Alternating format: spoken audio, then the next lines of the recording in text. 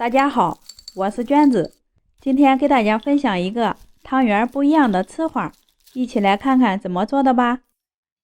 水烧开以后，在里面加入一勺盐，先搅拌至食盐完全融化，倒入准备好的汤圆，全部下完之后，用勺子轻轻地搅动，防止粘连在一起。开大火煮上2到3分钟，汤圆全部浮上来就可以出锅啦。捞出来倒在盆子里，过一下凉水。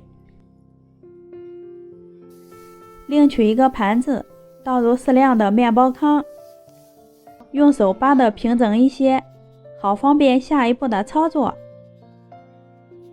这时汤圆也凉透了，用漏网捞出来，沥干水分。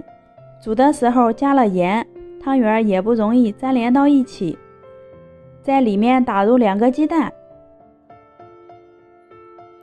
用筷子翻拌均匀，并让每个汤圆都均匀地裹上一层鸡蛋液，像这样就行了。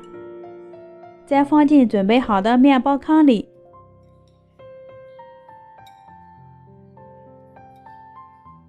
用筷子夹住汤圆转动，均匀地裹上一层面包糠。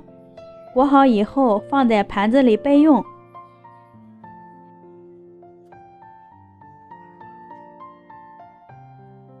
起锅烧油，用筷子试一下油温，放进去冒出小泡泡，油温就可以啦。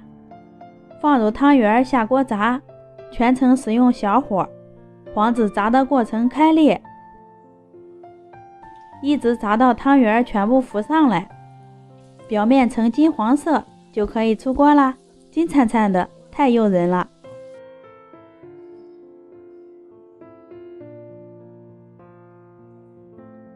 咱们的炸汤圆就做好啦。我先来尝一下，咬一口外酥里糯，馅香甜，特别的好吃。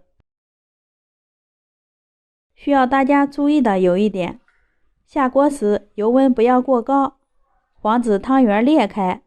喜欢的朋友可以在家试一下。我们下期见。